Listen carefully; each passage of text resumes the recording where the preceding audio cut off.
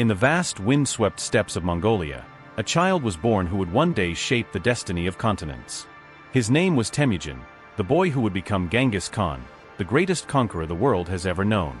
His story begins not with the splendor of royal courts, but with hardship, betrayal, and survival against impossible odds. Temüjin entered the world around 1162, in a nomadic tribe where life was harsh and loyalty was fragile.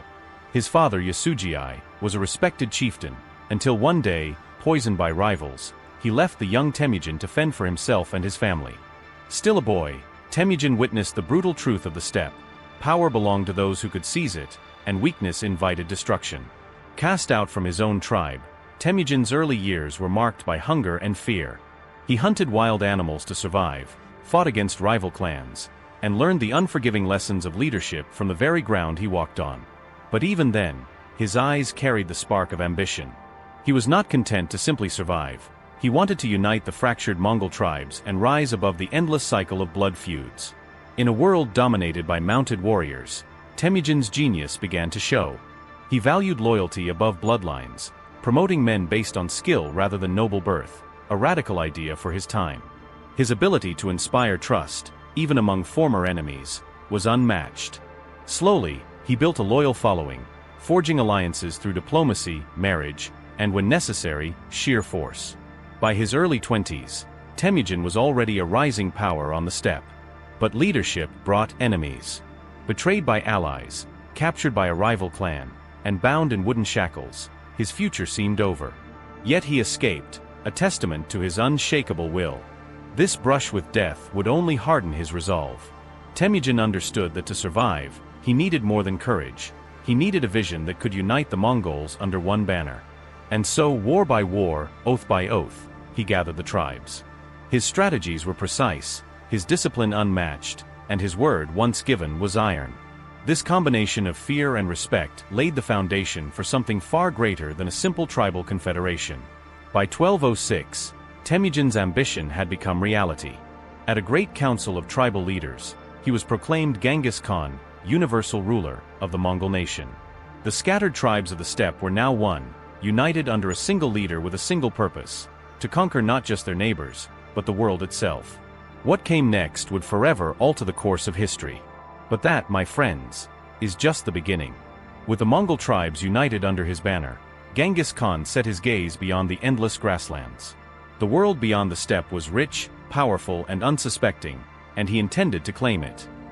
The first great test came with the mighty Xi Xia kingdom of northwestern China. Against fortified cities and seasoned armies, Genghis Khan unleashed the full power of Mongol warfare: swift cavalry, coordinated attacks, and psychological terror.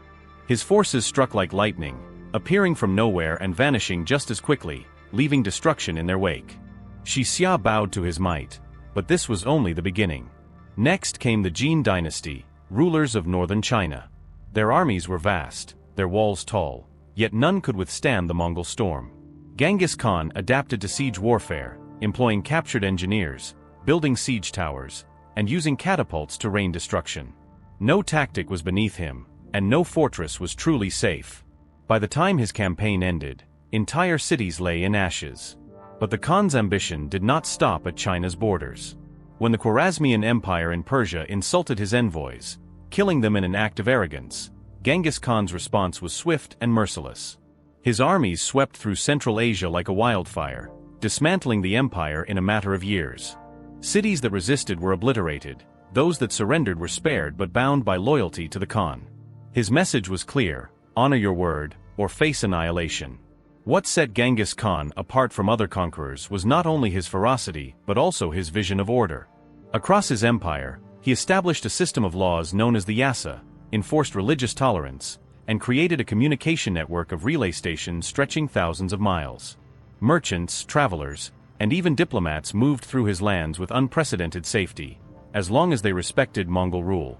By the end of his life, Genghis Khan controlled the largest contiguous empire in human history, stretching from the Pacific Ocean to the Caspian Sea. Yet despite his unmatched conquests, he remained a man of the steppe, preferring the simple life of a nomad to the splendor of palaces. In 1227, during a campaign against the Xi Xia, Genghis Khan died under mysterious circumstances.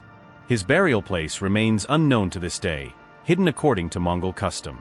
But his legacy lived on, carried forward by his sons and grandsons, who expanded the empire even further, reaching Europe, the Middle East, and the heart of China.